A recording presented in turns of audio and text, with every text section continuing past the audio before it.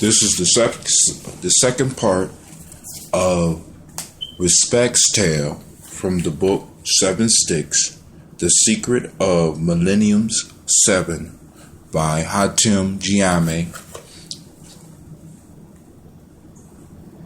read by the author. They walked into the city in a joyous mood, and as they entered the center of the city, they noticed a crowd of people. Going down the center of the road of the town was a parade. There was a very festive mood amongst the town people. The parade had acrobats, magicians, music, animals that Knack had never saw before. At the end of the parade was a woman on a horse. From the moment Knack laid eyes on her, he was in love. He stared at her intensely, and he needed to know who she was. Tapping the shoulder of one of the locals, Knack asked about the woman on a horse. "Oh, that is our king's daughter, the Princess Soph." Knack taking another look at her and looking back at the local. "She is beautiful." "Yes, she is, but she is also cursed. It is said that she is under the spell of an enemy, and the only way the spell can be broke is if she is married." Knack smiled upon hearing this, but the local looks at him very seriously and finishes his tale. "Many young men have tried to marry the princess, but have died. In order to break the curse of the enemy, the young man must answer one question 3 days in a row." The local now had Knack's full attention. "What type of questions?" "A riddle of some sort. If you get one wrong, the king is to have you killed. If not, the entire kingdom falls." Knack then looked at Uben, who was enjoying the parade and the festivities with the bird perched on his shoulder. He reached out and pulled Uben in close enough so that no one else could hear what he was about to say. "Uben, I'm going to marry that princess on a horse," looking at the princess as if he was crazy. He then started laughing when he realized the prince was serious. "Well, Prince, if you are going to attempt to answer her question, we better find some food in the room so that you can get all the rest you can." So they went and ate and found a room. Uben's bird flew over and sat in the window, and Uben gave the prince the bed. When the prince sat down on the bed, Uben took a silver powder, rubbed it in his hand, and he applied it to the prince's forehead, promising that he would have a deep, restful sleep. As soon as the prince's head hit the pillow, he was asleep. Uben made sure he was asleep and made preparation, putting his sword in his belt and grabbing his stick that he had picked up from the lady he helped on the road. He walked toward the window where his bird was perched and sprinkled some of the silver powder on his head. The bird immediately flew out the window. Uben took a few steps back from the window and then ran full speed and jumped out of the window. As he fell, his bird swooped up under him and caught him on his back. Whether the bird grew to an enormous size or Uben shrunk to fit on his back, we don't know, because both are equally impossible. Either way, Uben was on this bird's back, flying in a circle around the town, waiting for something. At the same time that Uben was making preparation for the prince, Princess Soph was in her room preparing for her nightly journey to the enemy's domain. Each night at the appointed time, she would step to her mirror, recite some magic words, and transform herself into a bird. Then she would fly out the window, heading for the enemy's place. This night, as she flew toward the enemy, Uben was waiting for her, and he and his feathered friend zoomed in on her. When they were close enough to the princess, Uben used the stick to hit the princess on her back. Whack, whack, whack, trying to break the enemy's spell. This had no effect on the princess. She continued her flight to the enemy. Uben and his bird stayed close but out of sight, and when she landed, Uben marked the spot and had his bird circle until they could find a safe place to land. The princess landed, walked toward what looked like a big boulder, and knocked on a door. Uben crept up in the shadows and hid by a window to listen. He heard the wretched voice of the enemy. "Who is it?" The princess hesitantly answered, "It is I, the princess." The little the little house shook with laughter as the door opened and the princess Soap walked in. She hated coming to this evil being's abode, but she knew this was the only way she could keep her father's kingdom safe. She hated looking at this enemy. She especially hated looking at his hat. This hat was so hideous that it made her sick to the stomach. Actually, the princess and the entire kingdom feared the hat more than they feared the enemy. Ubin heard speaking in the house, or the boulder, whichever you prefer, and he listened intently. Young princess, you have any young men come to ask for your hand in marriage recently? No, there has been none. Well, I fear that someone may have figured out the last question you asked, so we will change it today. Pausing to think. When and if someone comes to ask for your hand, they need to tell you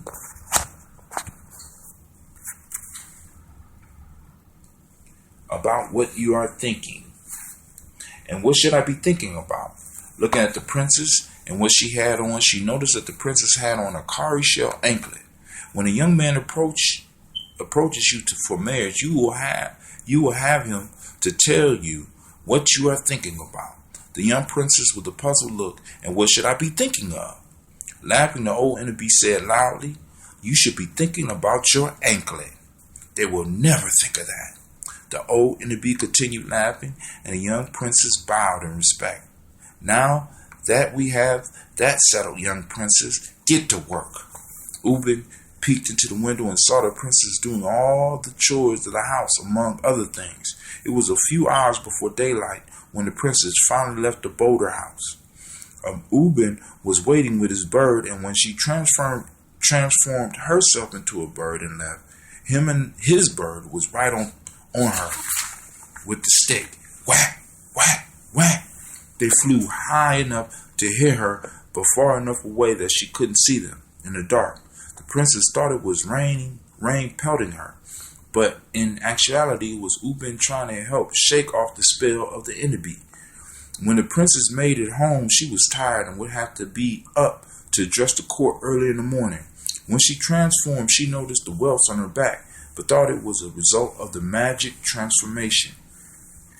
Ubin returned to the quarters that he and Prince Nak shared and caught a few hours of sleep before the prince rose.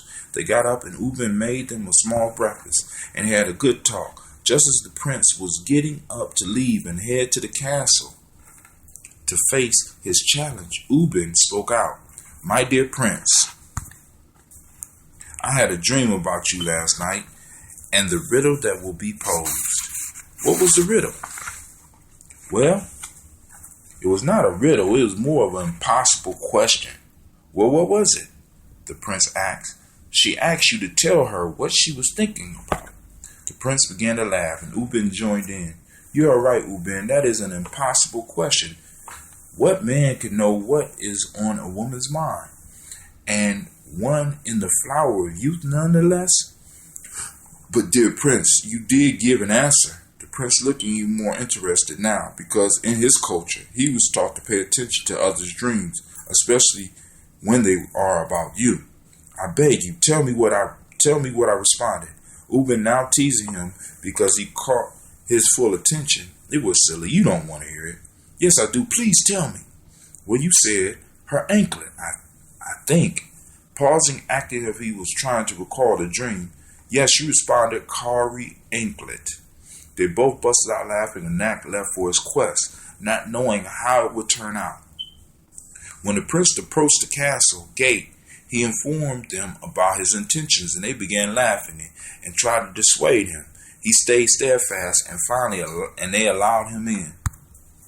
Nak introduced himself to the king and announced his intention.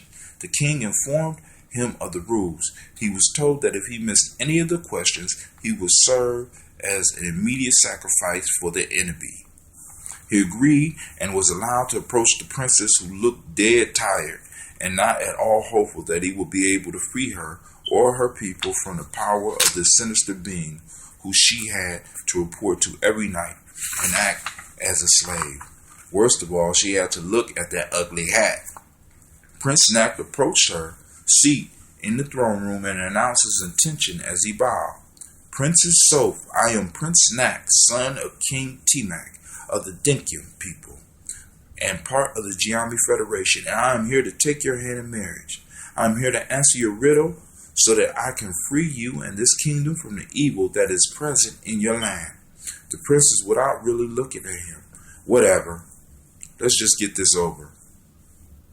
She paused and looked at him with tears of frustration in her eyes, feeling sorry for him because, like so many young men before him, he would surely die. Tell me, what am I thinking about? The young princess was at first shocked, then a feeling of fear flooded his body. His mind went blank. He wondered how would he ever guess what was on this woman's mind. He heard the guards approaching him to hack off his head on the spot, and he began having thoughts about his home, how he missed it, and how he would never see it again. He then thought about his father and their last hug. He thought about his new friend Ubin and how he would miss him as well. As the guards drew closer, he could hear the metal of the swords scraping against the scoreboard as they drew their swords to swing the deadly blow. He closed his eyes and prayed that it would happen quickly. But then he opened his eyes one more time and noticed that the princess was wearing a cowrie shell anklet, like Ubin spoke of in his dream.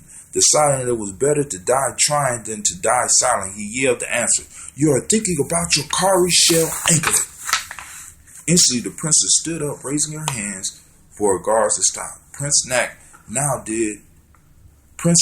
did you know that? Nak felt being silent about Ubin's dream was best, so he told the princess and her court that he guessed the answer. He was released and instructed to return the same time tomorrow. He left the castle and told Ubin what happened. Ubin listened intently, and then he immediately got the prince ready for the morrow. He and the prince found food, and the prince took the bed. The bird took the window. Ubin rubbed the silver dust on the prince's forehead, and he was asleep as soon as his head hit the pillow. Ubin laid out his pallet on the floor as if he was going to sleep. When the prince was in a deep sleep, Ubin repeated the same process that he did the night before. At the same time, the princess also was going through her ritual and then flew out the window as a bird. Ubin and his bird were waiting for her. Ubin guided his bird close enough to not be seen, but close enough to dispatch his lashes to attempt to release her from the enemy spell. This time, the lashes were more severe. Whack! Whack! Whack! The princess attempted to fly faster to make it out of what she thought was rain or maybe even sleet. When she made it to the boulder house of the enemy, she landed and transformed back into her human form. Ubin and the birds circled high above, hidden within the night sky. The princess hurriedly knocked on the door. From inside could be heard the same eerie voice croaking out his question, "Who is it?"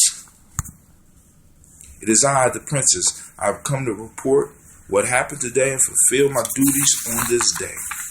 "Well, enter, princess." The princess prepared herself for the sight of the hat on the enemy, for it filled her with dread and made her sick to her stomach. Once she entered, Ubin's bird posted up in a nearby tree, and he crept up to the window to listen to what the enemy had to say to the princess. Ubin strained his ears to make sure that he got all the information that he needed to help his friend Prince Nat. The princess entered and proceeded to bow to the enemy and told her of the events of the day. "A young man came to the castle today to ask for my hand in marriage. Well, why haven't I received my sacrifice? I get stronger every time a young man fails to answer your riddle." Well, this was no ordinary young man. He was able to guess the right answer to your impossible question. Then he was quiet and went into a thought for a moment. "My, that never happened before. I hope you are not getting your hopes up, young princess. He still needs to answer 2 more questions."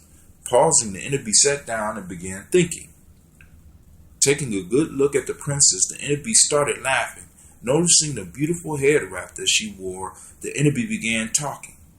"This time we will make it harder for him. This time you will ask him to tell you what you are thinking about again."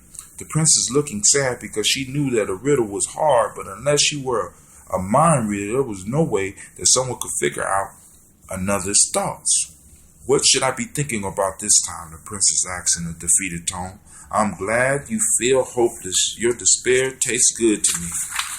You will be thinking about what is on the top of your head.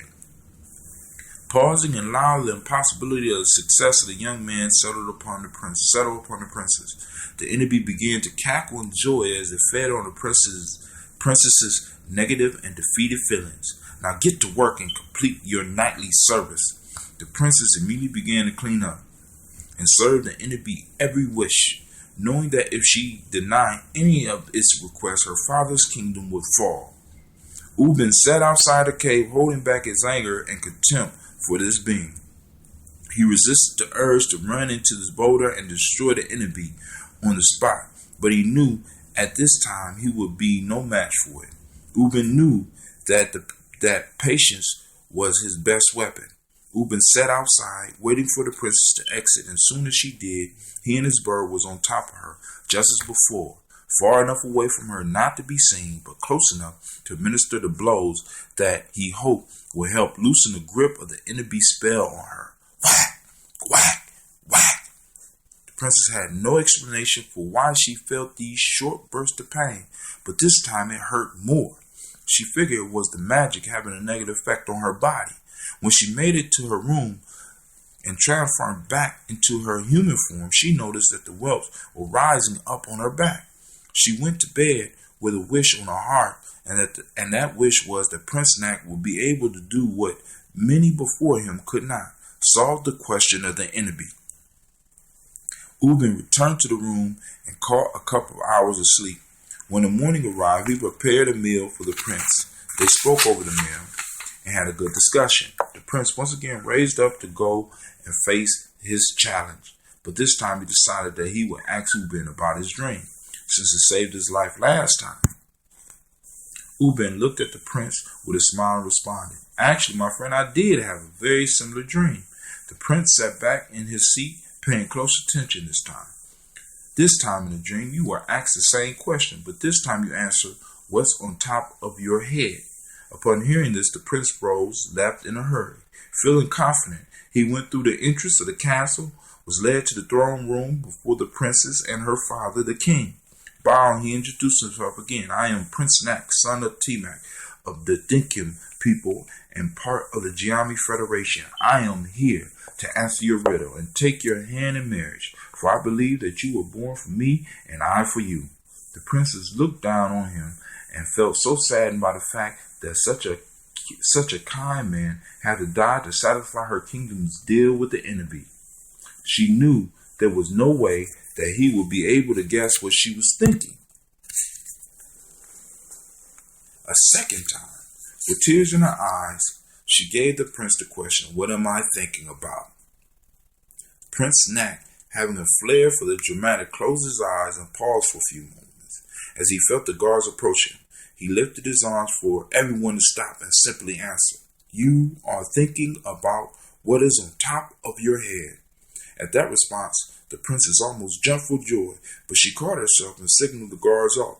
Prince Nak, you have answered the question correctly again. You shall return here tomorrow at the same time to answer your third and final question. After hearing this, the prince turned and left the castle and immediately returned to Ubin. They celebrated and explored the city before it got too late. Ubin made sure the prince was back in the room, ready to get his rest for the night. The prince sat on the bed, the bird took the window, and Ubin prepared a pallet on the floor. Ubin then took some of the silver dust, rubbed it into his palm, then applied it to the prince's head. As usual, the prince went straight to sleep, and Ubin and his bird went through their usual steps. At the same time, the prince went through her process and began her trip to the boulder of the enemy. Soon as Ubin and his bird saw the princess flying, they were on top of her. Whack! Whack! Whack! The princess began screaming out in pain from these blows and sped up. She landed, transformed, and had to catch her breath because the blows this time were so intense and frightening. She thought that maybe a bird of prey had attacked her, but whatever happened, she was hurting. Ubin and his bird circled high in the dark out of sight until she entered the door. Ubin had the bird wait for him once again in a nearby tree as he crept up on the boulder and listened to what transpired. By the time Ubin made it to the boulder, all he could hear were spine-chilling yells coming from the boulder. What do you mean he guessed again? There's no way that he could guess twice. Then he began to pace and push over tables as if threw a tantrum. I had better not find out that you are giving this boy the answers. I will destroy you, your father, and your legacy. The princess was laying prostrate on the floor, terrified, and responded to the enemy last statement. I would never betray the oath, my father, or my people by breaking the agreement with you. I have too much to lose, and you would know immediately if I broke the oath of silence. The enemy thought about what the princess had said and calmed herself and sat down. Rise, my slave, said, so that I can give you instructions for tomorrow. The princess rose slowly, keeping her eyes down to keep from looking at the angry enemy and that hat. They made a horrible combination. The hat looked as if it was alive, and when the enemy got angry, it got uglier. Princess, you shall have the young man answer the same question, but this time you will have him tell you what is on top of my head. The enemy started laughing, pointing at its hat. He never will guess that, laughing even louder. The princess began to cry because she knew that the young prince would never be able to guess that. How could he guess about someone's head he knew nothing about? The enemy, seeing the tears of the princess, began to dance because it felt the despair and hopelessness coming off her, and it fed on that. After it got its fill of her sadness, it dismissed her so it could prepare itself for the energy from the sacrifice that it would receive on the morrow. The princess left, but this time Ubin did not. Ubin waited for the princess to get out of sight. He slowly drew his sword and crept to the door of the enemy and knocked. When he heard the enemy's voice, he held his breath. Who is it at my door? Ubin waited a couple of seconds, and then once again he knocked, and he held his breath. Who is knocking at my door? Ubin waited for a few more seconds, and then knocked again. When he heard the enemy shriek and footsteps coming toward the door, he stepped to the side of the door. Princess, that better not be you knocking at my door. Then enemy opened the door and saw that no one was there, and stuck his head out to see what was going on. For Ubin, this all happened in slow motion. He saw the ugly hat, and immediately he lost his poise, but he recommitted himself and quickly chopped the hat off the top of the enemy's head. The hat fell to the earth, and the enemy screamed in horror as the hat fell. No, my power! As soon as the hat hit the ground, the enemy turned to dust. Ubin opened his bag with the silver dust and then closed his eyes and bent over and picked up the hat. Miraculously, the bag either expanded or the hat shrunk. It does not matter which, because both are equally impossible. Once the hat was in the bag, Ubin whistled and began to run full speed, jumped, and his bird flew under him and swooped him home. The princess made it home, and as she transferred, she noticed the large bruises on her back. She laid down and cried and wished like she never did before for the success of Prince Nax. As the sun rose, Ubin and the prince began their meal and conversation. As the prince got up to leave, he looked over at Ubin and asked if he had any dreams during the night. Yes, my friend, I did, but you didn't have an answer for the princess this time. Ubin lowered his head and began to shake it, as if there was a bad end to the dream. Well, my friend, don't hold back. Tell me what happened in your dream. Nak moved over and put his hand on Ubin's shoulder. Ubin looked at him and smiled. Well, you didn't answer. You just reached into my bag and pulled something out of it in response to her question. At this time, Ubin began loosening his belt and took his bag and held the magic dust and placed it in his hand. The bag that held the magic dust and placed it in his hand. Prince Nak, I'm going to trust you with my bag, but you cannot open it until the question is asked. Pausing and looking Knack straight in the eyes. Do you understand? Knack shook his head, yes, took the bag and walked out the door. Knack began walking toward the castle, and the closer he got, the more fearful he became. Looking at the bag, he tried to imagine what she could think about that could fit in such a little bag. When he walked through the castle gates and entered the throne room, he was wet with sweat. He knew that this was his last chance, and the only thing he had was a little bag with a silvery dust in it. He bowed down to the king and the princess and introduced himself again and made his intentions plain. He was not ready, but it was now or never for him. The princess stood up very slowly because she was sore from the wax given to her by Ubin and tired from sitting up all night wishing for Knack to be the one to save her and her people from the enemy. But the prince didn't look as confident as he did the day before. As a matter of fact, he looked more terrified today. The princess decided to ask the question, Prince Knack, please tell me what I am thinking. Prince Knack put his head down as if he were thinking, but he was praying for the ability to read minds. He was sure that whatever was in the bag was not big enough, so he decided to wish for a mind-reading ability. No luck. He was standing in the middle of the throne room silent. The guards began to move in on him. He could hear the swords being drawn, and his mind immediately went blank. He felt a strong desire to run, but he knew it was useless. He started preparing for death, and the guards were so close to him that he could smell the musk of the men who were coming to chop him to shreds. When all of a sudden, the little bit of time that he spent with Ubin came to mind. He remembered that Ubin had been right the first 2 times, so he would respect his answer and trust his friend. The prince then went into the little bag that seemed to expand, or maybe his hand shrunk. It doesn't matter, both are equally impossible. Prince Knack felt something on his hand, and he pulled it out just in time. When the hat surfaced, the guards caught a view of it and scrambled back as if they saw a devil. The king covered his eyes, and some attendants passed out.